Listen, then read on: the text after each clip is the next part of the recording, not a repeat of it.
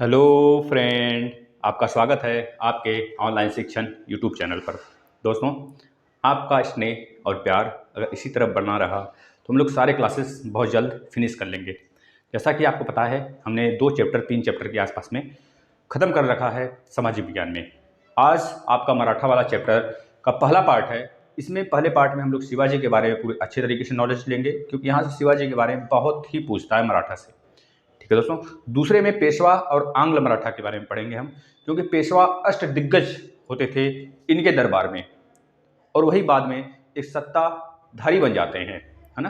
तो उसके बारे में बताएंगे, कैसे सत्ता बदली, कैसे क्या हुआ, पेशवा कैसे सबसे ऊपर चले गए, जो इनके में अष्टधारी में या फिर अष्ट दिग्गजों में जो सबसे ज़्यादा ऊपर होते थे, पेशवा का पोस्ट सबसे ज़्यादा बड़ा होता था, और वही बाद में सत्ताधारी बन जाते हैं। ये कैसे होता है कारनामा, हम सब बताएंगे बिल्कुल कहानी के माध्यम से। आप लोग सुनते चलिएगा और एक एक बातों को गौर से नोट करते हुए चलेंगे। हमारा आशा यही है। आप लोग ये ना सोचा करें कि सर बक देते हैं और इसमें से कुछ ऐसा कुछ नहीं है कि सर लिखवाते नहीं हैं। हम इस वजह से समझाते हैं कि आप अगर एक बार और वीडियो देख लो ना तो दिमाग में घुस जाए और आपको यह ना लगे कि आपको सब कुछ आ गया, लेकिन बातों बातों में आप आराम से सारी चीज़ें सीख जाते हैं। अच्छा लगता है तो एक बार ज़रूर आप कमेंट किया करिए जब वीडियो ख़त्म हो जाता है, क्योंकि हमें आपका कमेंट का बहुत ही बेसब्री से इंतज़ार होता है। दोस्तों, आप कमेंट करते हैं तो बहुत ही बढ़िया लगता है, बहुत ही अच्छा लगता है कोई अपना है ना। तो आप लोग अच्छे तरीके से अपना पढ़ाई करिए, और कहानी के माध्यम से समझाने का हमारा यही मकसद होता है कि आप किसी भी एग्जाम में बैठें, चाहे वह डीएलएड थर्ड सेम हो या फिर कोई आगे आने वाले कोई भी कम्पिटिटिव एग्जाम्स हों, आप सब में बैठें, आपको यह वीडियो ज़रूर फ़ायदा करेगा। बस एक काम आप किया करिए, शेयर किया करिए धमाकेदार तरीके से। वैसे मुग़लों का पूरा इतिहास हम लोग खंगाल के रख दिए भैया। बाबर के बाद हुमायूं के बाद हमने क्या पढ़ा, हुमायूं के बाद अकबर के बारे में पढ़ा। अकबर पे लगभग 4 या 5 वीडियो है, इधर ले लेते हैं, मतलब 5 वीडियो मान लेते हैं। इसके बाद हम आ जाते हैं अकबर के बाद आ जाते हैं बेटा किस पे, आपके जहांगीर पे। जहांगीर के बाद शाहजहां के बाद हम आ जाते हैं शाहजहां के बाद शाहजहां के बाद आपका औरंगजेब के बाद 2 वीडियो और है। उस 2 वीडियो में इनका पतन और इनकी जो कारनामे हैं, जो सामाजिक से रिलेटेड है, जो अर्थव्यवस्था से रिलेटेड है, या फिर जो राजनीतिक से रिलेटेड है, सारी बातें हम लोग देख चुके हैं।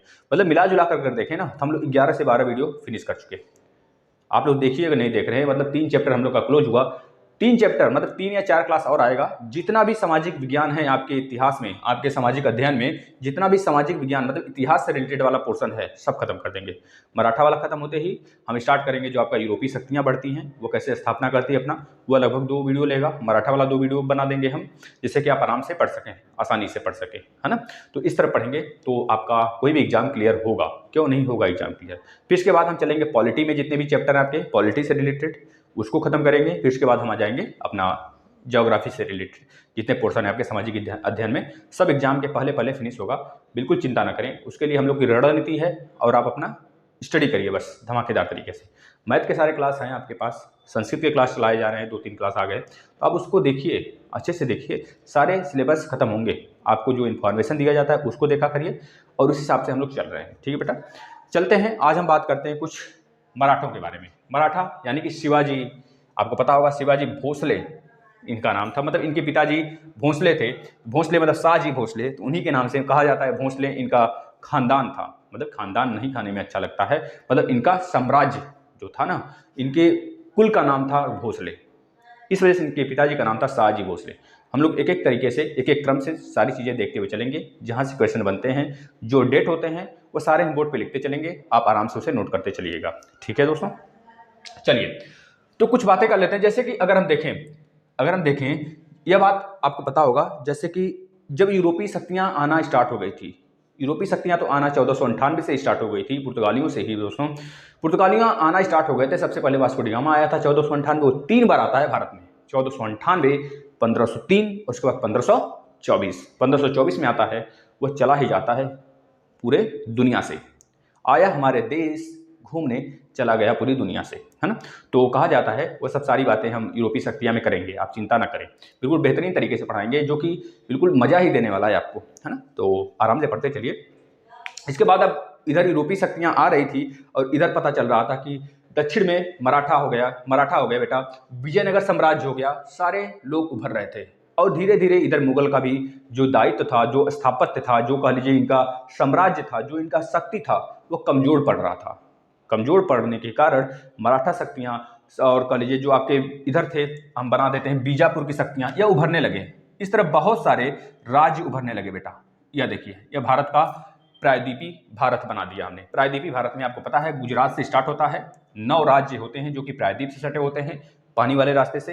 इधर बंगाल की खाड़ी होती है, इधर आपका लक्षद्वीप वाला पोर्शन होता है। लक्षद्वीप यानी कि जो आपका हिंद महासागर है और 2 रूप में बट जाता है, एक इधर बट जाता है, एक इधर बट जाता है, हाँ? तो आपको यह पता होना चाहिए। अब यहाँ से गुजरात से स्टार्ट होता है, गुजरात से स्टार्ट होता है पश्चिम बंगाल तक आपका प्रायद्वीपी भारत है। प्रायद्वीपी भारत में बेटा यहाँ पे रहते हैं, दिल्ली में तो सत्ताधारी होते हैं बेटा आपके कौन? औरंगजेब। कौन होता है? औरंगजेब होता है। औरंगजेब यानी कि मुगल होते हैं, मुगलिया होते हैं सब। इसके बाद इधर देखते हैं तो इनकी सत्ता जब कमजोर पड़ने लगती है तो यहाँ पे आपका जो महाराष्ट्र वाला पोर्शन है, इसी जगह से निकलते हैं आपके शिवाजी, यानी कि भोसले खानदान। भोसले खानदान कहिए, भोसले कुल कहिए, यहीं से शिवाजी, यहाँ पे शिवाजी यानी कि मराठा साम्राज्य था, मराठा, यहाँ से हल्ला बोल दिए। और इसी के जस्ट सामने का लीजिए विरोधी थे, इन्हीं के कारण थोड़ा दब जाते थे, नहीं तो मुगलों को बहुत पहले ही छक्का छुड़ा दिए होते उन लोग का, ये है ना। तो मुगल मतलब इनके सामने, मराठा के सामने बेटा एक और साम्राज्य था जिसे बोलते हैं विजयनगर साम्राज्य। विजयनगर साम्राज्य, विजयनगर, विजयनगर साम्राज्य भी काफी पावरफुल था बेटा। इसमें 16 जनपद हुआ करते थे, जो कि बाद में आप गुप्त वंश में देखेंगे, मौर्य वंश में देखेंगे, काफी ज्यादा प्रसिद्धि मिली थी विजयनगर साम्राज्य को, है ना। ये सब बातें अगर आपके सिलेबस में होती तो काफी खतरनाक तरीके से हम आपको समझाते, लेकिन है नहीं, तो कभी और चर्चा होगा इसका। विजयनगर, विजयनगर साम्राज्य, साम्राज्य बेटा, यह आप अपनी कॉपी पे नोट करना चाहते हैं तो नोट कर लें इस तरह फिगर बना के। अब देखिए, इधर मुगलों की शक्तियां कमजोर पड़ रही थी और इधर मराठों का उद्भव हो रहा था, उदय हो रहा था। अगर सबसे पहले देखा जाए बेटा, शिवाजी का जो जन्म है कब हुआ था, तो बता देंगे शिवाजी का जो जन्म था, शिवाजी का जो जन्म था बेटा कब हुआ था, तो बता देंगे 1627 में हुआ था, इनका जन्म हुआ था। 1627 में इनका जन्म हुआ था बेटा। यह कहाँ हुआ था, कब कहाँ हुआ था, बता देंगे शिवनेर में हुआ था। स्थान क्या था? स्थान, तो स्थान बता देंगे शिवनेर। स्थान क्या था बेटा? स्थान क्या था इनका? शिवनेर। शिवनेर एक जगह है महाराष्ट्र का, शिवनेर एक जगह है बेटा महाराष्ट्र का, महाराष्ट्र। एक मिनट अगर हम वीडियो देख लेते हैं तो अच्छा रहता ना, क्योंकि हम अगर धुंधला दिख रहा होगा आप लोग को तो हम लिखेंगे नहीं, क्योंकि थोड़ी सी प्रॉब्लम है। एक मिनट देख लेते हैं। परफेक्ट है भैया, परफेक्ट है बिल्कुल, आप आराम से देखते रहिए। अब देखिए शिवनेर, शिवनेर महाराष्ट्र में एक जगह है जहां पे इनका जन्म हुआ था भैया। अब इसी जगह शिवनेर, अच्छा ये बताइए इनका नाम शिवाजी क्यों पड़ा? क्योंकि एक शिवनेरी, शिवनेरी देवी थी, शिवनेरी, शिवनेरी, शिवनेरी देवी थी बेटा, शिवनेरी देवी लिख लेंगे उन्हीं के नाम से, क्योंकि ये काफी अच्छी मानी जाती थी, काफी प्रसिद्धि मिली थी इनको। तो इनकी जो माता जी थी ना शिवाजी की, वह इनका नाम रख दी थी शिवाजी, याद रखेंगे। अब इनके पिताजी का क्या नाम था? पिताजी का क्या नाम था? शिवाजी के पिताजी का नाम क्या था बेटा? तो आप बता देंगे शिवाजी के पिता का नाम था शाहजी, शाहजी, शाहजी नाम था इनका। पूरा नाम शाहजी भोसले बोलते हैं। भोसले तो इनका कुल का नाम होता है, भोसले, याद रखेंगे भोसले, शाहजी भोसले। इनके माता जी का नाम क्या था बेटा? इनके माता जी का नाम था जीजाबाई। क्या नाम था? जीजाबाई माता जी। वैसे शिवाजी की कई सारी पत्नियां रहती हैं, सॉरी अभी पत्नियों के बारे में कहा, पत्नी के बारे में आते हैं अभी। क्या नाम था? जीजाबाई, जीजाबाई, जीजाबाई, जीजाबाई रहता बेटा इनका। इनकी जो माता जी रहती हैं, कहा जाता है कभी कल के क्वेश्चन आ जाता है बहुविकल्पी लिपि में, कि टेट वगैरह में आ सकता है, फिर सीटेट वगैरह में आ सकता है, कि भैया बताइए जो हमारे शिवाजी थे इनके ऊपर सबसे ज़्यादा इनके पेरेंट्स में से, इनके पेरेंट्स में से इनके ऊपर किसका सबसे ज़्यादा प्रभाव था? तो माना जाता है जो शिवाजी थे, शिवाजी के ऊपर इनके माता जी जीजाबाई का काफ़ी ज़्यादा प्रभाव था। आप लिख सकते हैं इसको एक नोट बना के, कि शिवाजी के ऊपर सबसे ज़्यादा इनके माता जी जीजाबाई का प्रभाव था बेटा। ठीक है, उसी रंग में ये रंग चुके थे। वैसे जाहिर सी बात है, हर बेटा, हर जो पुत्र होता है, हर संतान होता है, अपनी माँ के रंग में रंगना ही चाहता है, तो ये भी इस तरह से रंगे हुए थे। ठीक है ना। अब माता के बाद आ जाता है बेटा, माता के बाद इनकी पत्नियाँ। इनकी कुल तो पत्नियाँ काफ़ी ज़्यादा थी, इनकी पत्नियाँ 7 थी, लेकिन पत्नी के बारे में भी हम चर्चा करेंगे। पत्नी, ठीक है, पत्नियाँ। इनकी जो पत्नी थी बेटा, सबसे पहली पत्नी का नाम अगर आता है तो लिखेंगे, इनकी जो सबसे पहली पत्नी थी उनका नाम था साईबाई। क्या नाम था? साईबाई, साईबाई नाम था, साईबाई। इनकी पहली पत्नी का नाम साईबाई था। ये कब शादी किए थे? तो बता देंगे 1640 ईस्वी में, 1640 अगस्त 1640 में इन्होंने विवाह कर लिया था। इसके बाद इनके 2 गुरु थे, इनके गुरु थे, 2 गुरु थे, कहा जाता है शिवाजी के 2 गुरु थे। दो गुरुओं में एक राजनैतिक गुरु रहते हैं बेटा, एक राजनैतिक गुरु होते हैं, और एक जो इनके गुरु होते हैं आध्यात्मिक गुरु होते हैं, जो कि शिक्षा इन्हें देते हैं। तो लिख लीजिए राजनैतिक गुरु। राजनैतिक गुरु बहुतों बार पूछा जाता है दादाजी कोंडदेव। क्या नाम था? दादाजी कोंडदेव। कोंडदेव लिखिएगा, लिख देते हैं हम यहाँ पे दादाजी कोंडदेव याद रखेंगे, दादाजी कोंडदेव बेटा याद रखेंगे। इसके बाद जो इनके आध्यात्मिक गुरु थे, आध्यात्मिक गुरु भी कभी काल के पूछ सकता है, तो आप लिख लेंगे आध्यात्मिक गुरु का नाम इनके था, आध्यात्मिक गुरु का नाम था बेटा रामदास। एक और थे, बता सकता है कोई? बहुत बार चर्चा किए हैं। चौथे गुरु सिख के चौथे गुरु रहते हैं, उनका नाम रामदास होता है ना? ठीक है, वही गुरु नहीं है, आप उनको मत समझिएगा। ठीक है, आध्यात्मिक गुरु होते हैं जो कि शिवाजी के आध्यात्मिक गुरु रामदास, और जो राजनीतिक गुरु होते हैं दादाजी कोंडदेव। और इनका काफ़ी ज़्यादा प्रभाव इनके ऊपर था। ठीक है ना, काफ़ी ज़्यादा प्रभाव दादाजी कोंडदेव का था राजनीतिक में। ठीक, आध्यात्मिक में तो मान लीजिए था ही, लेकिन पूछा जाता है राजनीतिक गुरु का सबसे ज़्यादा प्रभाव था कि आध्यात्मिक का, तो बताएंगे राजनीतिक गुरु का इनके ऊपर काफ़ी ज़्यादा प्रभाव था। ये बातें पता होना चाहिए। अब देखिए, अब इनकी बातें होंगी, इनके पूरे घर बार की बातें होंगी जो आपको पता होना चाहिए। ये चीज़ आप लिख लेंगे, ये लिखिए, तो हम इसको इरेज करते हैं। लिख लीजिए भैया, नहीं तो आपका कंप्लेन आता है कि भैया सर लिखने नहीं दिए, है ना? तो 1 मिनट आपको लिखने के दे दिए हम। चलिए लिख लीजिए, लिख लिए होंगे आशा करते हैं बेटा। अब देखिए, औरंगजेब की जो नीति थी, औरंगजेब की तरफ आ जाते हैं। सत्ता में, मतलब केंद्र में तो औरंगजेब की नीति थी बेटा, पूरी की पूरी जो राजनीति थी, जो पूरा का पूरा सत्ता था, हमेशा केंद्र पर ही आधारित होता है। जैसा आज भी होता है वैसे पहले भी होता था, केंद्र पे हमेशा सत्ता आधारित होती है। भले राज्य अलग अलग होते हैं, लेकिन राज्य जो है केंद्र के अनुसार ही चलते हैं। आपको पता होगा, आपके पास अनुसूची नंबर 7 है, आपके पॉलिटी में अनुसूची नंबर 7 में सूचियां हैं। सूची नंबर 7 में सूचियां हैं, 3 सूचियां हैं, जिसे संघ सूची, राज्य सूची और संघात्मक सूची बोलते हैं। मतलब संघ सूची, राज्य सूची, और उसमें जो होता है एक आपका जो एक सूची होता है जिसमें कि राज्य और केंद्र दोनों कानून बनाते हैं। तो अब कभी हम पॉलिटी पढ़ाएंगे तो उस पर हम चर्चा करेंगे बेटा। अब देखिए, मराठा इधर है, इधर विजयनगर साम्राज्य है, बीच में जो है मुगलों का मुगलिया मतलब ये साम्राज्य बना हुआ है, एक तरह से मुगलिया साम्राज्य। जिस समय, उसके समय, मतलब कि मराठा के समय, जो शिवाजी के समय था, वह कौन शासन कर रहा था? तो बताएंगे औरंगजेब था बेटा, याद रखेंगे। औरंगजेब जो है काफ़ी ज़्यादा इनके रणनीति से बहुत ही परेशान था। कह लीजिए यह कि औरंगजेब की नीति जो थी ना बेटा, एक तरह से केंद्रीय सत्ता के रूप में हिंदू विरोधी नीति थी। और जो मराठा खानदान के, मराठा साम्राज्य के जो शिवाजी थे, यह हिंदुओं को दक्षिण में देखना चाहते थे कि हिंदू सर्वोच्च परी रहें, हिंदुओं को गिरने नहीं देना चाहते थे। और लेकिन औरंगजेब वही था जो कि हिंदुओं से काफ़ी जलन थी इसकी, और हिंदुओं को देखे थे आप ना गुरु में, जो आपके लास्ट सिख गुरु थे गुरु गोविंद सिंह, उनके दोनों बेटों को क्या किया था औरंगजेब? इस्लाम कबूल करवाने के चक्कर में तो दीवार में चुनवा दिया था। ये सारी बातें हम चर्चा कर चुके हैं। बस उसी सबको देखते हुए मराठा जो है काफ़ी ज़्यादा उभरे, अपने कह लीजिए अपने हिंदू साम्राज्य को बचाने के लिए। अब यह नहीं था कि मराठा जी, अभी हमको इनकी जो बेटा है, क्या बोलते हैं, इनका जो धार्मिक नीति है मराठा इनका शिवाजी का, उसके बारे में हम चर्चा करेंगे। देखिएगा, ये कभी चिढ़ते नहीं थे, या फिर ये बहुत प्यार करते थे, क्योंकि इनके जो सैनिक थे मराठा के, जो शिवाजी के सैनिक थे, उसमें काफ़ी ज़्यादा मुसलमान भरे थे। ऐसी बात नहीं कि मुसलमान से जलते थे, इनका बस एक मानना था, एक इनका माइंड सेट था कि जो यह औरंगजेब है ना, वो किसी एक जात को लेकर ना चले। अगर एक जात को लेकर चलता है कोई, तो उसके ही लिए काम करता है सिर्फ, और बाकी सारे कास्ट को भूल जाता है। और बल्कि वो केंद्र पे बिल्कुल बैठा था, तब जाके काम कर रहा था, बेवकूफ़। जैसे हमारे मोदी जी हैं, अगर वो केवल हिंदू को लेकर चलें, या फिर किसी मुसलमान भाई को लेकर चलें, कभी सिख को लेकर चलें, तो क्या हड़ताल नहीं होगा? हर जगह से हर चीज़ उभरने लगेंगे ना, जगह जगह नेता बनने लगेंगे, जगह जगह गुट बनने लगेगा। बस वही काम हो रहा था। यहाँ से मराठा जी उभरे, मतलब कि शिवाजी उभर गए। अब हिंदू के लिए वह लड़ना स्टार्ट कर दिया बेटा। स्वतंत्र रूप से हिंदू को देखना चाहते थे, स्वतंत्र रूप से, आप लिख लेंगे इसे, स्वतंत्र रूप से एक हिंदू राज्य के तौर पे ये देखना चाहते थे पूरे भारत को। नहीं, यह नहीं कहिए हिंदू राज्य के तौर पे देखना चाहते थे, लेकिन हिंदू को स्वतंत्र रूप से, हिंदू के ऊपर अत्याचार नहीं देखना चाहते थे। अब यह बात नहीं थी कि केवल हिंदू थे इस वजह से, यह बात थी कि यह किसी एक कुल को बदनाम या फिर उनके लिए मर मिटना चाहते थे कि भैया इनके ऊपर अत्याचार नहीं होना चाहिए। अब शिवाजी के राजनीतिक इतिहास देख लेते हैं। यह तो रहा इनका घर बार, और थोड़ा सा ओवरव्यू था कि कैसे यह औरंगजेब और इनके बीच में क्यों मनमुटाव हुआ, और क्यों दोनों लोग एक दूसरे से भिड़ गए। ठीक है ना, याद रखेंगे।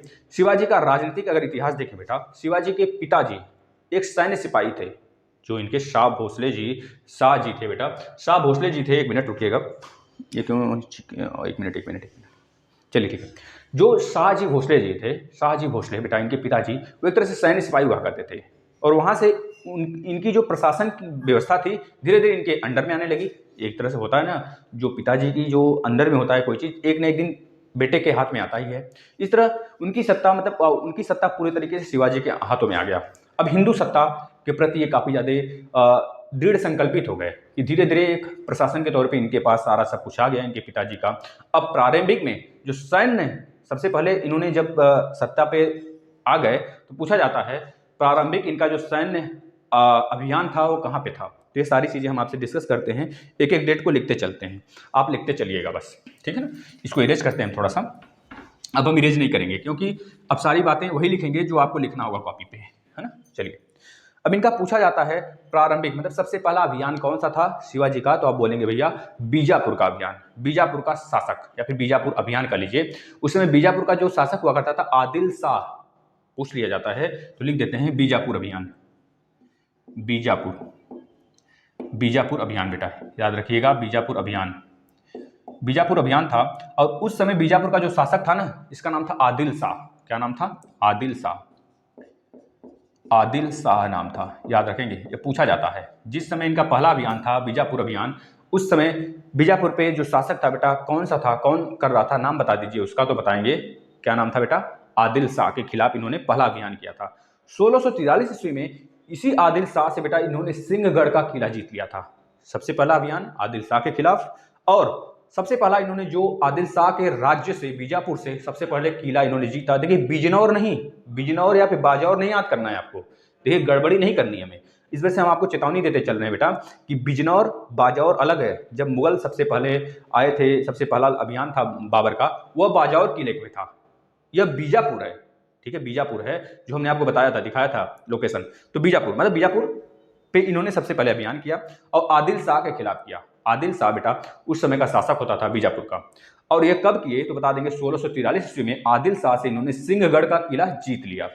1643 में आदिल शाह से इन्होंने सिंहगढ़ का किला, लिख लीजिए। पहला इनका जो अभियान था बीजापुर का अभियान, इसमें इन्होंने सिंहगढ़ का किला जीत लिया। सिंहगढ़ का किला बेटा, सिंहगढ़ किला लिख लीजिए। थोड़ा हिंदी में अगर मात्रा वगैरह में दिक्कत होती है ना, तो आप थोड़ा सा नोटिस ना किया करें इस सारी बातों को, आप सिर्फ हमारी उन बातों को सुना करें जो आपको चाहिए, जो आप ग्रैब करते हैं हमसे, ठीक है ना। क्योंकि हिंदी वगैरह थोड़ी अब लिखवाएंगे बेटा, हिंदी मात्रा सिखाएं आपको हम, ठीक है। 1643 में सिंहगढ़ का किला इन्होंने जीत लिया। ये बहुतों बार पूछा गया है बेटा, आप इसे धैर्य बनाकर लिखते चलिए, अच्छे से नोट्स बनाते चलिए अपना।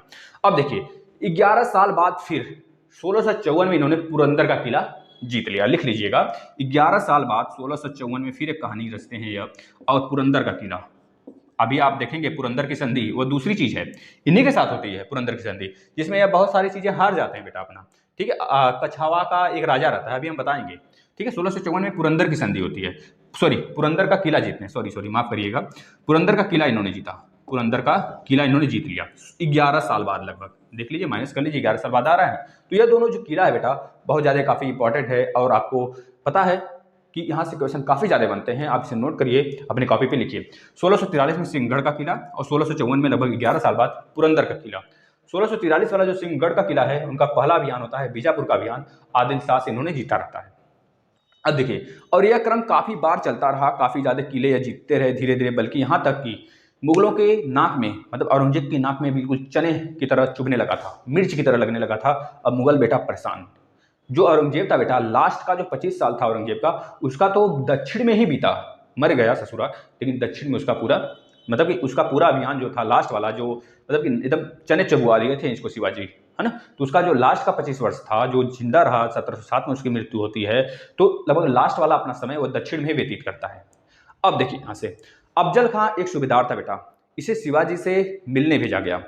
जो सूबेदार था इसे औरंगजेब ने भेजा, किससे, क्योंकि औरंगजेब की जो मुगल की नीति रहती है ना, बिल्कुल भी मतलब पीछे से वार करने वाली नीति अपनाते थे ये लोग, है ना, पीछे से वार करो बस, यह नीति अपनाते थे लोग, है ना। बस वही काम किया। फिर एक रचना रचने लगा, व्यू रचने लगा।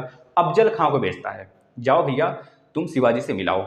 अफजल खां, आप नोट कर लेंगे बेटा, अफजल खां, अफजल खां, आप इसे नोट कर लेंगे।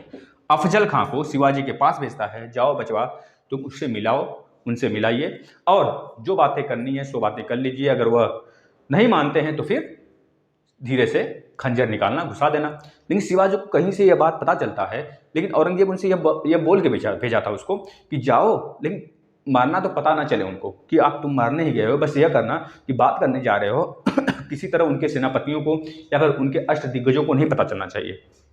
बस वह ससुर आता है अफजल खां। अब क्या काम करता है, इनको एक जंगल में, मतलब कहीं मिलने का एक जगह था, वो पूरा जंगल ही एरिया था। शिवाजी हमेशा ऐसी जगह रहते ही थे, ठीक है, बाहर की हवा की तरफ रहते थे बेटा। अब यह द्रुत था, द्रुत मतलब कि एक तरह से कह लीजिए कि यह कहते हैं ना, पीछे से खंजर से वार करना, आगे से मीठी मीठी बातें करना और पीछे से खंजर की वार करना।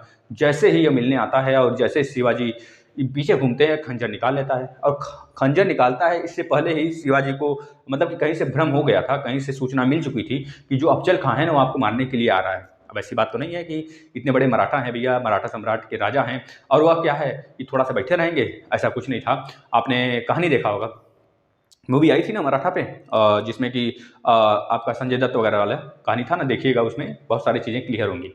ऐतिहासिक मूवी आप लोग को देखना चाहिए।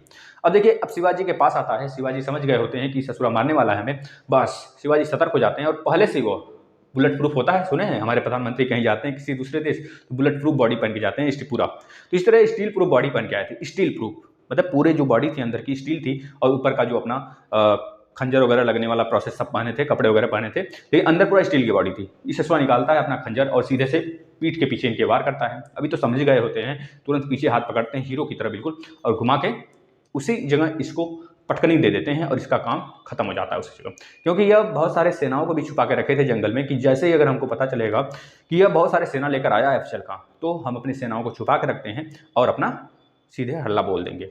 बस इसी तरह अफजल खां का बेटा उसी जगह देहांत हो जाता है। पूछा जाता है यह कब मारा गया ससुराल, तो बताएंगे 1659 में अफजल खां मारा गया। कब मारा गया? 1659 में बेटा, ये चीज़ याद रखेंगे, 1659 में। देखिए आपको क्रम से, पहला अभियान 1643 सिंहगढ़ का किला जीते, 1654 में बेटा यह पुरंदर का किला जीते और 1659 में अफजल खां को मार दिया इन्होंने। अब यह बात औरंगजेब को परेशान कर रही थी। औरंगजेब के घर में, मतलब अंदर घर कर गया। शिवाजी की रणनीति देखकर वो परेशान हो जाता है और मामा सहिस्ता खां को इस बार भेजता है मामा सहिस्ता खां को। क्या नाम होता है, लिख लीजिएगा। उसके मामा होते हैं मामा साहिस्ता खां। इस बार मामा साहिस्ता खां को भेजता है। क्या ये टिकेंगे शिवाजी के सामने भैया? 1663 में इनको भी छक्का छुड़ा देते हैं। 1663 लिख लीजिएगा।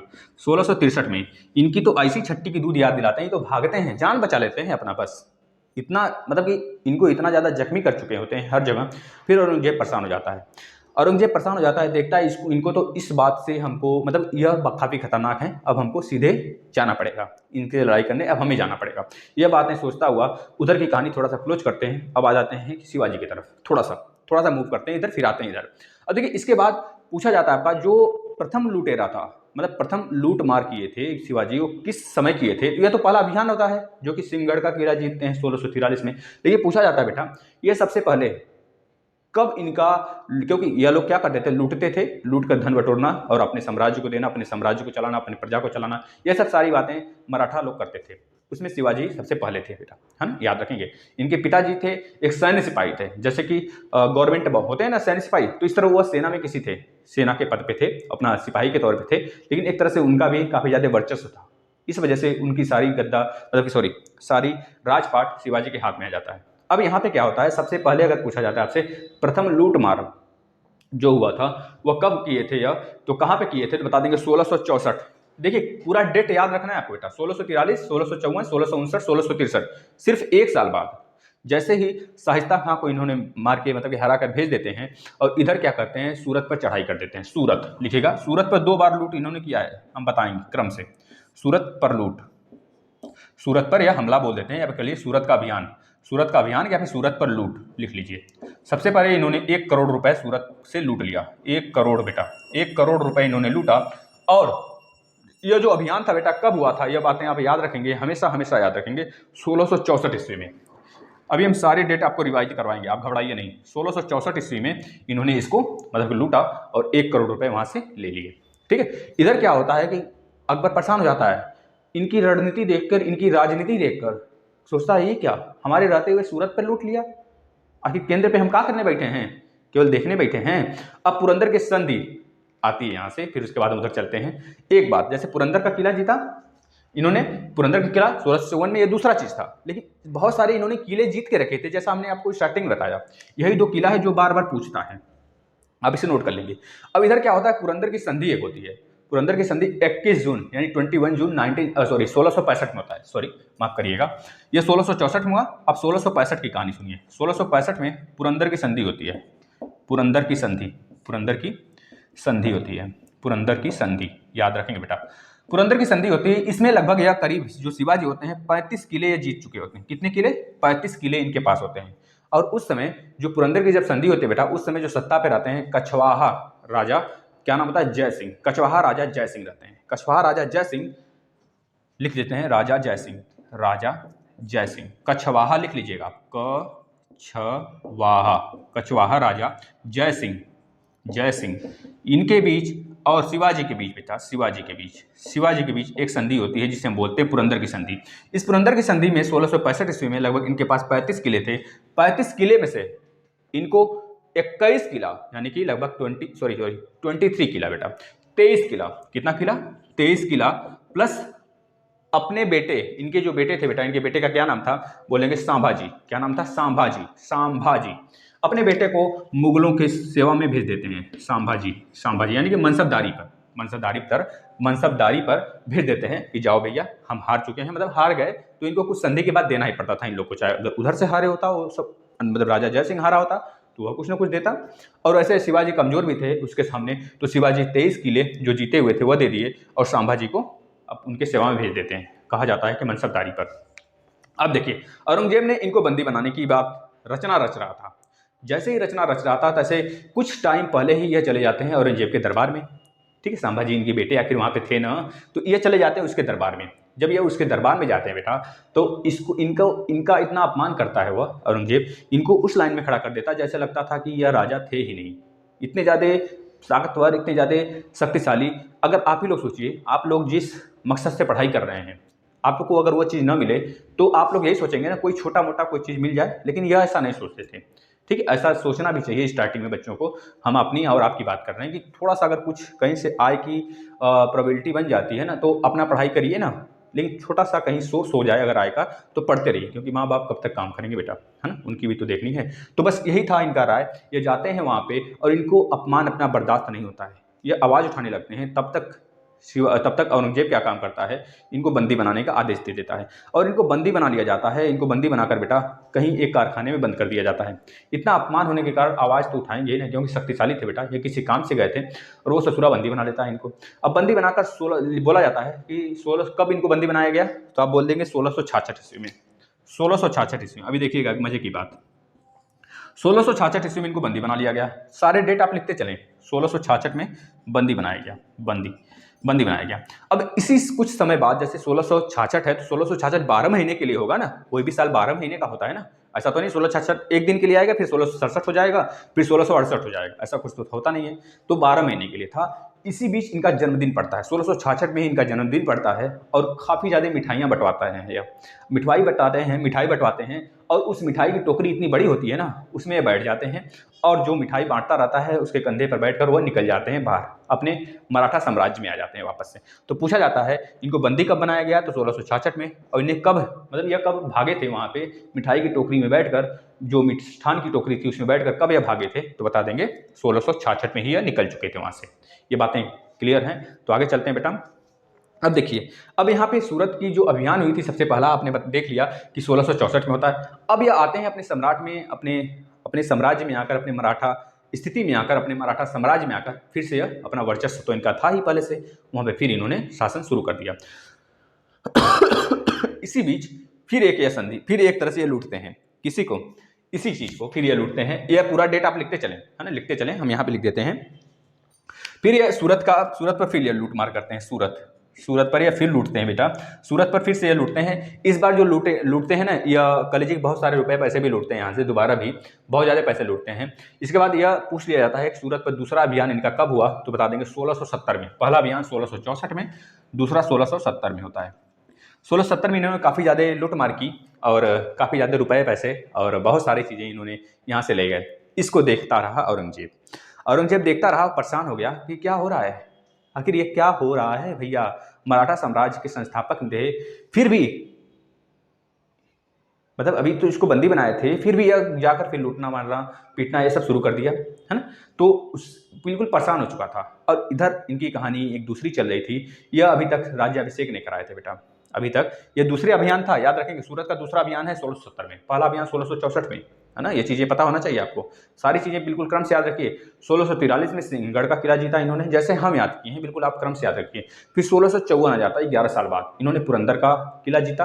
फिर पुरंदर के किले जीतने के बाद बेटा इन्होंने आगे आते हैं, आगे क्रम बढ़ता चला जाता है। तो इन्होंने 1659 में जो आज अफजल खां रहता है उसकी हत्या करते हैं, उसकी हत्या हो जाती है। फिर इसके बाद इनका मामा रहता है औरंगजेब का, क्या नाम था, शाहिस्ता खां। शाहिस्ता खां रहता है, इसको डिफीट करते हैं 1663 ईस्वी में। फिर इसके बाद इन्होंने फिर सूरत पर लूटमार की है 1663 ईस्वी में, 1664 ईस्वी में इन्होंने लूटा लगभग 1 करोड़ रुपए। फिर 1665 में 21 जून 1665 को पुरंदर की संधि हुई राजा जयसिंह के साथ, ठीक है। इसमें 23 किला और प्लस अपने बेटे को शाहजी भोसले को ये उनके हवाले कर देते हैं। इसके बाद क्या होता है, 1666 में इनको बंदी बनाया जाता है। 1666 में छूट भी जाते हैं वहाँ से। छूटने के बाद बेटा वहाँ से आते हैं जब, तो अपने राज्य में फिर से एक लूट और करते हैं सूरत की, जिसे बोलते हैं 1670 का अभियान, या फिर 1670 सूरत में लूट का अभियान। यह इनका एक तरह से क्रम था मराठों का लूट मार करना, और उनको ना परेशान करते थे, जो बिल्कुल भी विधर्मी थे उनको परेशान करते थे ये लोग, है ना। क्योंकि ये लोग समझते थे सारी चीज़ें, क्योंकि एक अच्छे कुल के थे बेटा यह, है ना, भोसले कुल के। तो ये बातें आपको पता होना चाहिए। इसके बाद उधर मराठा साम्राज्य, मतलब जब ये छूट के आते हैं तो मराठा साम्राज्य में फिर एंट्री मारते हैं। अब इनका पहला राज्याभिषेक होता है। पूछा जाता है इनका राज्याभिषेक पहला कब हुआ, तो 6 जून 1674, याद रखिएगा, पहला राज्याभिषेक होता है 6 जून 1674 को होता बेटा। ये सारे डेट क्रम से याद होने चाहिए, 1674 है। और इसी समय इन्होंने दूसरा विवाह किया। पहला विवाह इनका जो हुआ था बेटा, इनका विवाह किसके साथ हुआ था, क्या नाम था उनका, क्या नाम था, जीजाबाई। जीजाबाई नाम था इनके पत्नी का नाम, जीजाबाई। अब दूसरा जो ये शादी करते हैं उनका नाम होता है साईबाई, या फिर सायराबाई लिख लीजिए, साईबाई। इनकी दूसरी पत्नी का नाम रहता है साईबाई। साईबाई आप लिख लेंगे इसे, साईबाई। ये दूसरी शादी कर लेते हैं। इनकी तो वैसे खैर 7 शादियां हुई रहती हैं। 7 शादियों में अभी बताएंगे। एक और पत्नी थी जो इनके साथ सती हुई थी, अभी सारी बातें आपको बताएंगे। साईबाई इनकी दूसरी पत्नी होती है, जो कि पूछ लिया जाता है कि जब जो अपना राज्याभिषेक कराए, तो इसके बाद इन्होंने जो जिस महिला से, जिस औरत से शादी किया उसका क्या नाम है, मतलब दूसरी वाइफ इनकी क्या थी, तो बताएंगे साईबाई। ये पूछा जाएगा तो बता देंगे आप। अब देखिए अंतिम अभियान। अब यहाँ तो पहला अभियान याद रखेंगे इनका, प्रारंभिक अभियान जो था इनका क्या था बेटा, बीजापुर का अभियान। बीजापुर का अभियान या फिर सिंहगढ़ का अभियान। सिंहगढ़ का किला इन्होंने आदिल शाह से जीता था और आदिल शाह को डिफीट किए थे। ये बातें पहला अभियान। लेकिन अंतिम अभियान की तरफ आ जाते हैं तो पूछा जाता है अंतिम अभियान इनका कौन था, तो बताएंगे कर्नाटक अभियान। कर्नाटक अभियान में बेटा इन्होंने जिंजी का किला जीता था। कौन सा किला, जिंजी का किला इन्होंने जीता था बेटा, याद रखेंगे, बेहद ही महत्वपूर्ण यहाँ से क्वेश्चन बनते हैं। जिंजी का किला, जिंजी का किला इन्होंने जीता था कर्नाटक अभियान में बेटा। ये चीज आपको पता होना चाहिए, कर्नाटक अभियान याद रखेंगे, जिंजी का किला इन्होंने जीत लिया था। लास्ट अभियान इनका यही रहता है। और इसी क्रम में एक घटना घटती है जो इनके पुत्र होते हैं बेटा। पुत्र का नाम इनके क्या था, संभाजी। पुत्र का नाम संभाजी रहता है। यह विद्रोह कर देते हैं और घर से निकल जाते हैं। तब तक इनका क्योंकि ये अपने पुत्र से बहुत ज़्यादा प्रेम करते थे, और इनका जो है तबीयत खराब हो जाती है, इनका स्वास्थ्य बिगड़ने लगता है। जब ये घर से बाहर चले जाते हैं तो इनका स्वास्थ्य बिल्कुल बिगड़ जाता है। लगभग जाके 3 अप्रैल 1680 ईस्वी में, जो हमने यहाँ पे डेट लिख रखा है तो याद रखेंगे, 3 अप्रैल 1680 ईस्वी में इनका देहांत हो जाता है। 3 अप्रैल बेटा, 3 अप्रैल 1680 ईस्वी में इनका देहांत हो जाता है और ये अपना शरीर त्याग देते हैं। तो इनका पूरा का पूरा इतिहास हमने आपके सामने खोल कर रख दिया। ये बातें आप नोट कर लीजिए। फिर हम बढ़ते हैं इनके प्रशासनिक सेवा की तरफ। इनका प्रशासन किस तरह चलता था, इनका कह लीजिए कि धार्मिक नीति क्या थी, इनके समय कितने कर लिए जाते थे, ये सारी बातें आज हम खत्म करने वाले हैं। ठीक है, आप करिए, इसको लिखिए तो नोट कर लिए होंगे। हम इरेज करते हैं अब, ठीक है, स्क्रीनशॉट ले लीजिए फटाक से आप लोग। कोई बच्चा यह नहीं बोलेगा कि सर इरेज कर दिए, हमें लिखने नहीं दिए। ठीक है, ऐसी बात नहीं होती है। हमारा थोड़ा सा, आपके पास तो ऑप्शन है ना, आप थोड़ा सा बैक करके वीडियो को देखेंगे तो आप पॉज करके भी इससे स्क्रीनशॉट ले सकते हैं, फिर नोट डाउन कर सकते हैं कॉपी पे। ठीक है ना। अब चलते हैं हम तरफ सब प्रशासन की तरफ बेटा। इनका प्रशासन यह तो इनका सारा अभियान था। ठीक है, प्रशासन की तरफ आ जाते हैं। प्रशासन की तरफ अब शिवाजी बेटा हिंदू परंपराओं पर आधारित थे। मतलब हिंदू परंपराओं को ये चाहते थे किसी तरह फिर से चालू कर दें। लेकिन उधर वह औरंगजेब तुला था हिंदू परंपराओं को बंद करना। तो पूछा जाता है हिंदू परंपराओं को फिर से चालू किसने किया? हिंदू परंपराओं के हिसाब से जो राजा था, सत्ता पर काम करना हिंदू परंपराओं के हिसाब से किसने फिर से शुरू किया मराठा में? तो बोलेंगे शिवाजी ने शुरू किया। या फिर दक्षिण भारत में कौन सा वंश शुरू किया? तो बोलेंगे मराठा साम्राज्य ने शुरू किया। बेटा याद रखेंगे, मराठा शिवाजी ने शुरू किया हिंदू परंपराओं के हिसाब से फिर से वही, क्योंकि वो मध्यकाल में समाप्त हो चुका था। बेटा मध्यकाल में एक तरह से या फिर यह पूछा जाता है मध्यकाल में नहीं देखने को मिलता था, तो इन्हीं के समय स्टार्ट हुआ था, क्योंकि बहुत पहले बंद हो चुका था। अब देखिए, क्योंकि हिंदू सत्ता तो खत्म हो चुका था, मुसलमानों का मतलब सम्राट जो मुस्लिम सम्राट थे वो अपना एक तरह से साम्राज्य स्थापित कर चुके थे और वही अकॉर्डिंग लेके चल रहे थे सत्ता। तो हिंदुओं का सत्ता था फिर से वापस लाने के लिए इन्होंने बहुत ज़्यादा काम किए और मुसलमानों से चिढ़ते नहीं थे। बेटा क्योंकि एक तरह से भाई आज भी हम लोग भी मानते हैं, हम तो एक थाली में खाते भी हैं उनके साथ, है ना। तो ये बातें रहनी चाहिए, सब तो हिंदू हैं, मतलब सब भारतीय हैं, बस ये दिमाग में रहना चाहिए, दिमाग में द्वेष का भाव नहीं रहना चाहिए, बस इतना मान लीजिए आप लोग। अब देखिए मराठा साम्राज्य की पूछा जाता है इसमें कैसे शासन चलता था, तो बता देंगे आप, अष्टप्रधान हुआ करते थे। अष्टप्रधान, इनके राज्य में अष्टप्रधान हुआ करते थे बेटा, जिससे अष्टदिग्गज बोला जाता था। अष्टदिग्गजों में जो बेटा आज की जैसे कि सत्ता होती है, आज जैसे प्रधानमंत्री हैं उनके मंत्रिमंडल है, मंत्रिमंडल दो तरीके से बनता है, मंत्रिपरिषद और मंत्रिसभा से, है ना। मतलब कि राज्यसभा और राज्यसभा जो होता है दो तरीके से बनता है, एक तो लोकसभा एक राज्यसभा से मिलकर बनता है, संसद बनता है आपका, संसद दो तरीके से बनता है ना, राज्यसभा लोकसभा से। इसी तरह मंत्रिमंडल होता है, मंत्रिमंडल मंत्रिपरिषद और मंत्रिमंडल जो होता है बेटा मंत्रिपरिषद और मंत्रिसभा से बनता है। मंत्रिसभा जो मंत्रिमंडल होता है ना, एक तरह से वही मुख्य होता है, जिसको लेकर जो हमारे प्रधानमंत्री हैं कोई निष्कर्ष पे आते हैं ना, किसी निष्कर्ष पे आते हैं, उन्हीं लोग से डिस्कशन करने के बाद, सलाह मशवरा करने के बाद। पहले भी ऐसा ही सत्ता था, जो अष्टदिग्गज थे ना इनके दरबार में, वो अष्टदिग्गज जो थे बेटा यही चयनित किए थे अपना एक तरह से यह कल सत्ता बनाने के लिए एक नींव खड़ा किए थे, इनसे सारे काम करवाना। लेकिन जैसे आज में जो हमारे प्रधानमंत्री हैं वो सलाह तो लेते हैं लेकिन मानने के लिए बाध्य नहीं होते हैं, एक तरह से कह लीजिए मतलब कि उनके सलाह पर बस कार्य करते हैं, लेकिन उनकी सारी बातें मानने पड़ती हैं इनको, लगभग सारी बातें मानते हैं। जैसे वित्त मंत्री हैं, बजट पेश किया इन्होंने, तो बजट की सारी बातें मानेंगे वो, है ना। ऐसा तो नहीं कहेंगे बजट हमारे पास लाइए, पहले हम चेक करें फिर उसके बाद आप दिखाइएगा, ऐसा कोई बात नहीं। लेकिन इनमें क्या होता था, जो अष्टप्रधान थे, आठों के आठों लोग, ये इनका अगर कुछ भी काम होता था, लास्ट में जाकर लास्ट में जो निर्णय होता था बेटा, इनका जो निर्णय होता था, और ये इनका निर्णय कौन देखता था? शिवाजी देखते थे। शिवाजी को देखना अनिवार्य रहता था, यह इनके लास्ट निर्णय पर आते थे। याद रखेंगे लास्ट निर्णय पर शिवाजी आते थे। मतलब कोई भी काम इनके अष्टदिग्गजों में किया जाता था तो उनका जो निर्णय होता था उसके बाद शिवाजी फाइनल डिसीजन पे आते थे, ये बात आप याद रखेंगे। अब हम चलते हैं अष्टदिग्गज की तरफ। पहला जो नाम था बेटा अष्टदिग्गजों में, अष्टप्रधान में पेशवा होता था, जो कि पेशवा लास्ट में जाकर बेटा एक सत्ताधारी बन जाते हैं। पेशवा जो हम लास्ट एक वीडियो और लाएंगे पेशवा वाला, उस पर पढ़ेंगे अच्छे से। और देखिए पेशवा का काम क्या होता था, तो बता देंगे बेटा। पेशवा जैसे वजीर होते थे, मुगल सत्ता के मुगलों में आप देखे थे वजीर हुआ करते थे, उसी तरह इसमें पेशवा का काम होता था।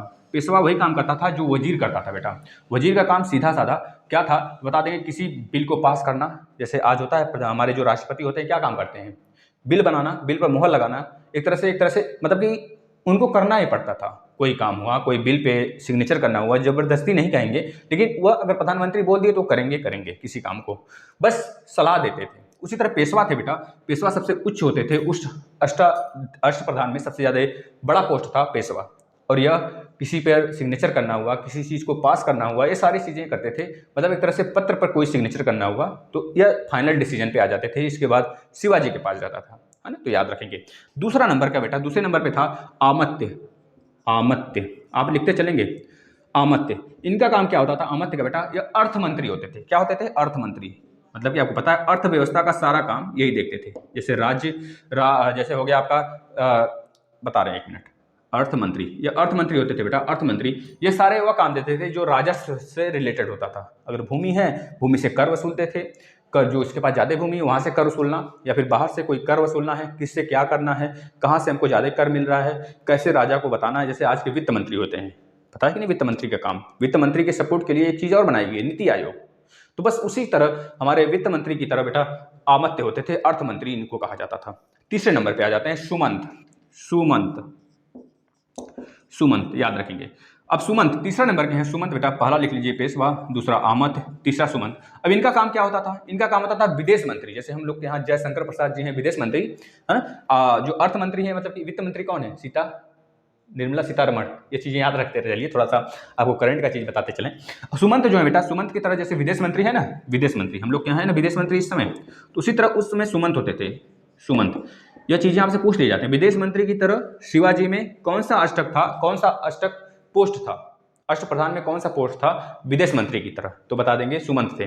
जो ये विदेशों से जाते थे, राजनीतिक पत्र व्यवहार करते थे, राजनीतिक बातें करते थे।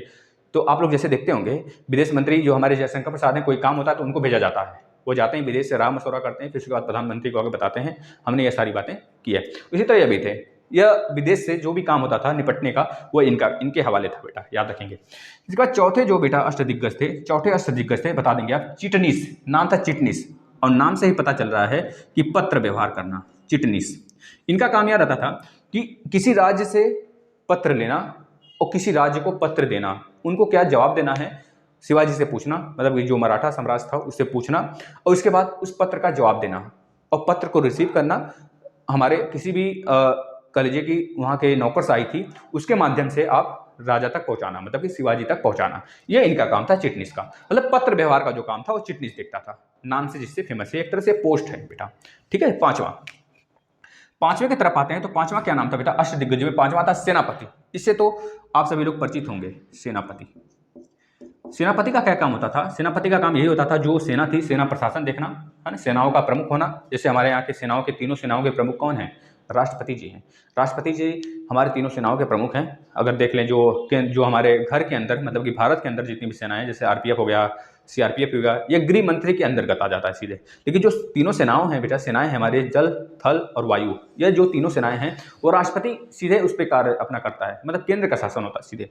इसी तरह यहाँ पे सेनापति जो थे बेटा, ये अपना कार्य देखते थे, सेनाओं को सुचारू रूप से चलाना, उनको कितने अस्त्र शस्त्र की व्यवस्था करनी है, मतलब उनको क्या प्रशासन देना चाहिए, क्या अनुशासन में उनको बताना चाहिए, सारी बातें सेनापति करता था। सेनापति मतलब आप समझ रहे होंगे, जो कि सेनाओं का पूर्णतः नेतृत्व करे। पांचवा के बाद छठे स्थान पे आ जाता था। छठे स्थान पे क्या नाम था बेटा? न्यायाधीश। वैसे तो न्यायाधीश देखें तो हमारे शिवाजी ही थे, मतलब कि जो सत्ता में थे वही न्यायाधीश थे। लेकिन एक तरह से कहा जाता है ना कि न्याय के ऊपर, सबसे ऊपर तो हमारे न्यायाधीश, अगर कोई बड़ा काम करना होता था, किसी बड़े चीज में न्याय देना होता तो शिवाजी के पास सीधे आते थे वो लोग, और शिवाजी उसका न्याय करते थे। लेकिन छोटे मोटे, क्योंकि आपको पता है ना, अगर डिस्ट्रिक्ट कोर्ट है, फिर हमारा हाई कोर्ट है, फिर हमारा सुप्रीम कोर्ट है, अधीनस्थ न्यायालय जो होता है बेटा, वो इसी के अंतर्गत सारे काम होते हैं। सबसे बहुत ही महत्वपूर्ण होता है काम, तो सीधे हम सुप्रीम कोर्ट की तरफ जाते हैं। आपको पता होगा जो आर्टिकल नंबर 32 है, उसमें 5 रीट हैं। अगर हमारे किसी मौलिक अधिकार हो गया है, फिर किसी चीज़ का हनन होता है, उसके माध्यम से सीधे सुप्रीम कोर्ट अपने आप खुद ले सकता है कि हमारे आपकी क्या दायित्व है, आप यह क्यों कंप्लेन अपने हिसाब से कर रहे हो, कितने दिन तक झुला के रखे हो, लाओ हमारे पास। तो हाई कोर्ट को, अधीनस्थ न्यायालय को, इन लोग को देना पड़ता है सुप्रीम कोर्ट के पास, और सुप्रीम कोर्ट इस पर सीधे बहस करता है। इसी तरह हमारे शिवाजी हुआ करते थे। शिवाजी के नीचे एक न्यायाधीश का पोस्ट हुआ करता था। कोई छोटे मोटे जो न्याय करना का काम होता था वो न्यायाधीश करता था। अगर कोई बड़ा काम हो गया, फंसने वाला, फंसाने वाला, अच्छा खासा काम हो गया, तो हमारे शिवाजी उसको हैंडल करते थे। ठीक है, ये बातें हो गई। छठे के बाद सातवें स्थान पे आ जाते हैं। सातवें नंबर पे बेटा क्या नाम था बता देंगे? पंडित राव।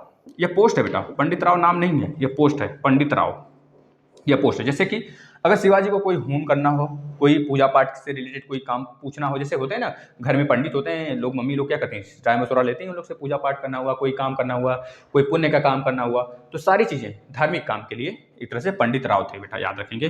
धार्मिक कामों के सलाह मशवरा के लिए पंडित राव को नियुक्त किया गया था, एक तरह से यह पोस्ट था। इनसे शिवाजी सारी चीज़ें पूछते थे और अपना जो धार्मिक से रिलेटेड काम था वो करते थे।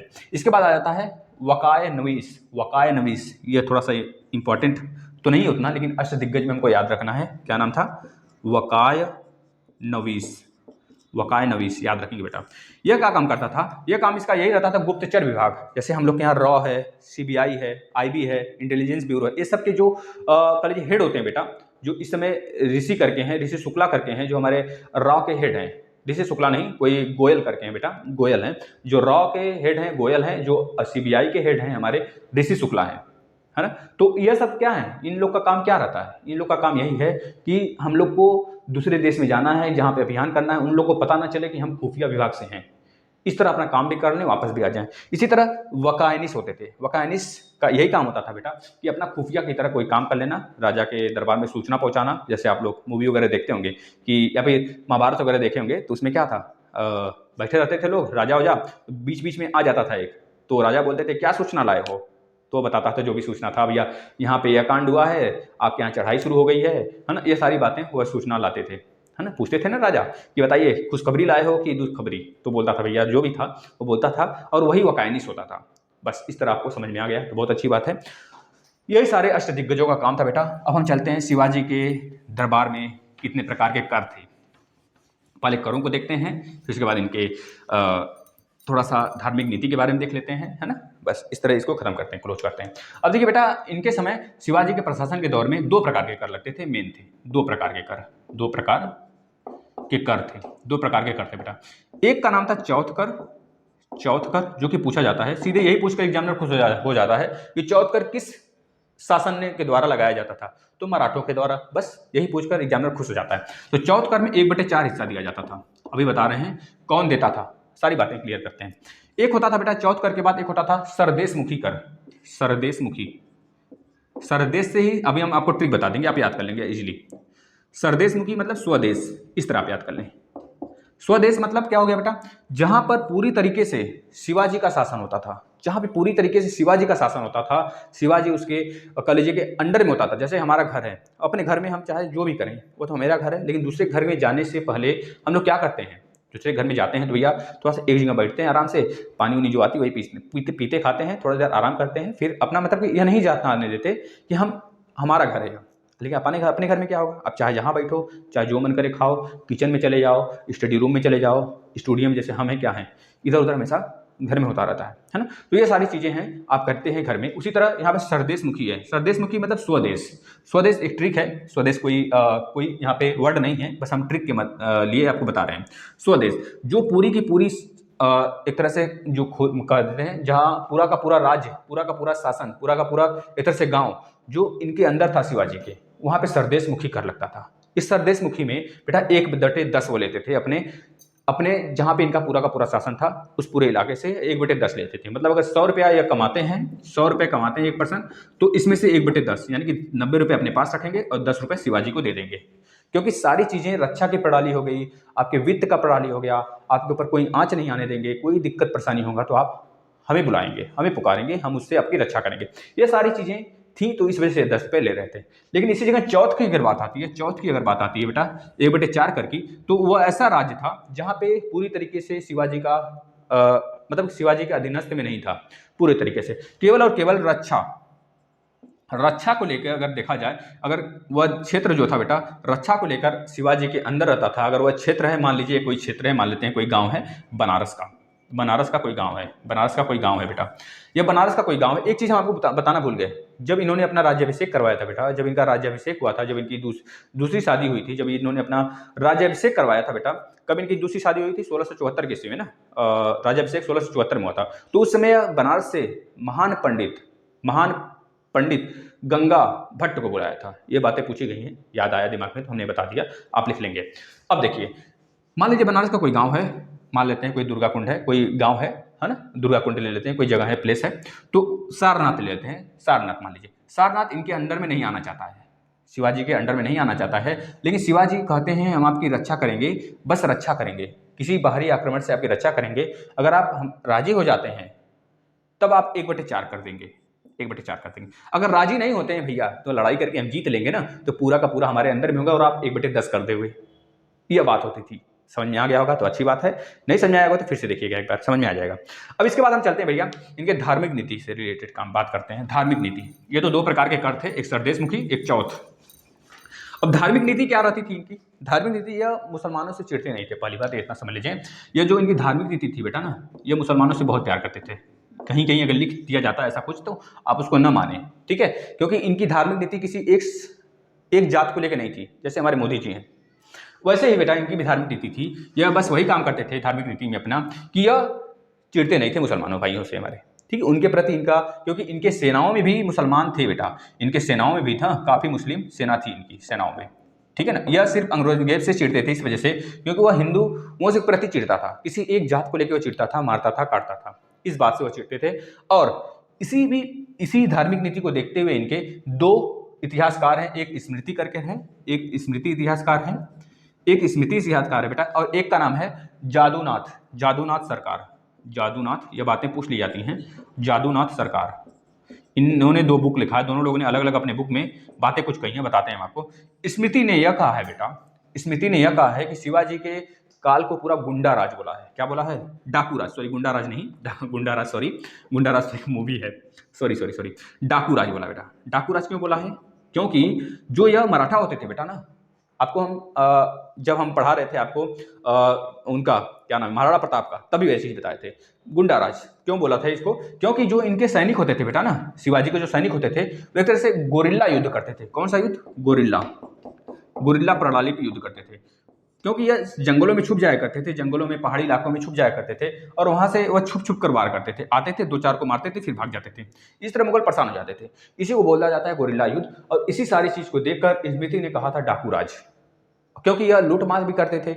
इस सारी चीजों को देखते हुए स्मृति ने अपने बुक में लिखा था कि इसको, इनके पूरे शासन को डाकू राज दिया था नाम, शिवाजी के काल को या फिर मराठा के पूरे काल को इन्होंने डाकू राज की संज्ञा दी थी। तो पूछ लिया जाता है डाकू राज का संज्ञा किसने दिया था, तो स्मृति बता देंगे, ठीक है ना। इसके बाद जादूनाथ सरकार आता है। जादूनाथ सरकार कुछ अच्छी बातें कहा हुआ है, क्योंकि इन्होंने कहा है बेटा प्रथम राष्ट्रीय नीति, यह बोले हैं कि प्रथम राष्ट्रीय नीति थी, मतलब राष्ट्र के प्रति एक अच्छा नीति बनाने वाला प्रथम राष्ट्रीय नीति होता है, वह बोले थे जादूनाथ सरकार ने शिवाजी को। और इन्होंने क्या बोला था? एक हिंदू निर्माता, हिंदू राज्य निर्माता, हिंदू साम्राज्य निर्माता किसने बोला था? जादूनाथ सरकार ने बोला था। यह बात भी आप अपने अंदर लिख लेंगे। अब यहाँ पे जब इनका डेथ हो जाता है, मतलब डेथ तो बहुत पहले हो चुका होता है, डेथ होने के बाद इनका डेथ जब हो जाता है तो एक चीज आपसे नोट में लिख लेंगे, नोट में लिख लेंगे बेटा। इनकी एक पत्नी थी, क्योंकि इनके पास 7 पत्नी थी। एक साईबाई जो दूसरा पत्नी थी, और एक पहली पत्नी, उनका क्या नाम था? पहली पत्नी का नाम था बेटा क्या नाम था? जीजाबाई। सॉरी, जीजाबाई तो इनकी माता जी थी। इनकी पत्नी का नाम था क्या दूसरा बेटा? साईबाई। हमने जीजाबाई अगर कहीं बोल दिया हो तो माफ करिएगा, कि साईबाई थी। साईबाई इनकी पहली पत्नी थी। कहीं अगर जीजाबाई बोल दी हो तो माफ करिएगा, जीजाबाई इनकी माता जी थी, है ना। तो दूसरी पत्नी का क्या नाम था बेटा? दूसरी पत्नी का नाम था साईबाई, और पहली पत्नी का नाम था इनके, देखिए गड़बड़ हो गया, एक मिनट रुकिएगा, सायराबाई नाम था बेटा। सायराबाई था इनके दूसरी पत्नी का नाम। पहली पत्नी का नाम था साईबाई, सायराबाई, दोनों याद रखेंगे, है ना। अगर कहीं गलती हो गई हो तो आप माफ करिएगा, थोड़ा सा इसको करेक्ट कर लीजिएगा। पहली पत्नी साईबाई, दूसरी सायराबाई, याद रखेंगे, है ना। अब देखिए एक चीज नोट में लिखेंगे, इनकी 7 पत्नियां थी। 7 पत्नियों में से एक पुतलीबाई भी इनकी पत्नी थी। पुतलीबाई जब यह मर जाते हैं बेटा, इनका जो डेथ हो जाते हैं, जब शहीद हो जाते हैं, तो अपने पुत्र के शोक में जब यह डेथ हो जाता है इनका, तो इनकी जो पुतलीबाई पत्नी होती है, इनके साथ सती प्रथा कर लेती हैं। सती प्रथा, ये बता देते हैं आपको। देखिए सती प्रथा एक होता है और एक होता है बेटा जौहर प्रथा। सती प्रथा और जौहर प्रथा में केवल मात्र यह अंतर है, सती प्रथा अपने आप भी कर सकते हो आप, और एक तरह से विवशता, क्योंकि 1828-29 के आसपास राजा राम मोहन राय और आपके जो कह लीजिए कि जो उस समय भारत का गवर्नर जनरल था विलियम बेंटिंग, उनके दोनों लोग की सहमति से, उनके दोनों लोग के समय शासन काल में बेटा इसको बंद कर दिया गया, सती प्रथा को पूर्णतः। ये बातें पूछी जाती हैं तो आप बता देंगे, है ना। अब सती प्रथा में उन्होंने, जो पुतलीबाई थी इनके साथ जल गई, और वो अपनी सहमति से चली थी। सती प्रथा अपनी सहमति से भी होता था, अगर घर में, यह बहुत ही ज्यादा गंदा प्रथा था एक तरह से, मान लीजिए। सती प्रथा में क्या होता था, जो औरतें होती थी, जो पति के मरने के बाद बेटा वो अगर अपने आप सहमति से जलती थी तो ठीक है, लेकिन सहमति से नहीं जलने के कारण कुछ पत्नियां होती थी, उनको अपने आगे का जीवन, अपने बच्चों के जीवन के साथ करना होता था, तो उनको विवशता के रूप में उनके जो घर परिवार थे वह सोचते थे अगर ये नहीं जलेगी तो हमारा अपमान होगा, गांव वाले हमको गलत कहेंगे, इस वजह से उसको तुरंत झोंक देते थे और वो बेचारी जल जाती थी। इस तरह विलियम बेंटिंग का कहानी हम आपको कभी सुनाएंगे, वो देख लेते हैं इस तरह जलते हुए, तो आते हैं घोड़े से, उनको उठाते हैं, और मंगल पांडे भी उनका सहयोग करते हैं, है ना, और उनको ले जाते हैं। कहानी अगर आप देखेंगे मंगल पांडे वाला ना, तो पूरा उसमें अच्छे तरीके से आपको समझ में आ जाएगा, है ना। इस तरह उन्होंने सबसे पहले प्लान किया रोकने का, उनका पूरा सहयोग हमारे राजा राम मोहन राय जी ने दिया बेटा। बहुत सारे हमारे उस समय थे सेवक, बहुत सारे लोग थे जो महान लोग थे, जो इस कुप्रथा को, बहुत सारी कुप्रथा थी, सती प्रथा था, एक तरह से विधवा विवाह था, विधवा विवाह को फिर से जारी कर दिया गया। विधवा विवाह को बेटा अकबर ने भी चालू किया था, आपको ये सारी बातें पता होना चाहिए। अब एक और रह गया जिसको बोलते हैं हम लोग क्या, सती प्रथा के बाद एक और प्रथा था जौहर प्रथा। जौहर प्रथा में जैसे कि जो महारानियाँ होती थी, किसी राजपूत की महारानियाँ होती थी, वो तो सल्तनत काल से चला रहा था बेटा, 1206 ईस्वी से, है ना।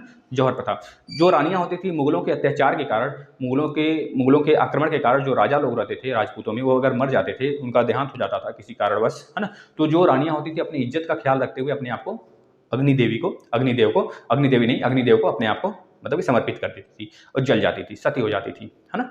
एक तरह से वह जौहर प्रथा अलग है, और अपने आप का कह लीजिए लाज बचाने के लिए वो काम ये करती थी। तो इस तरह ये दोनों में अंतर है, आप इसे नोट कर लेंगे और ज़्यादा से ज़्यादा वीडियो को शेयर करेंगे। एक चैप्टर इस पर और लाएंगे, एक तरह से एक पार्ट इस पर और बनेगा, जिसका नाम हम रख देंगे पेशवा या फिर आंग्ल मराठा, है ना, याद रखेंगे।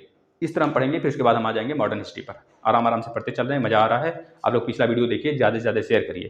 ठीक है दोस्तों, धन्यवाद।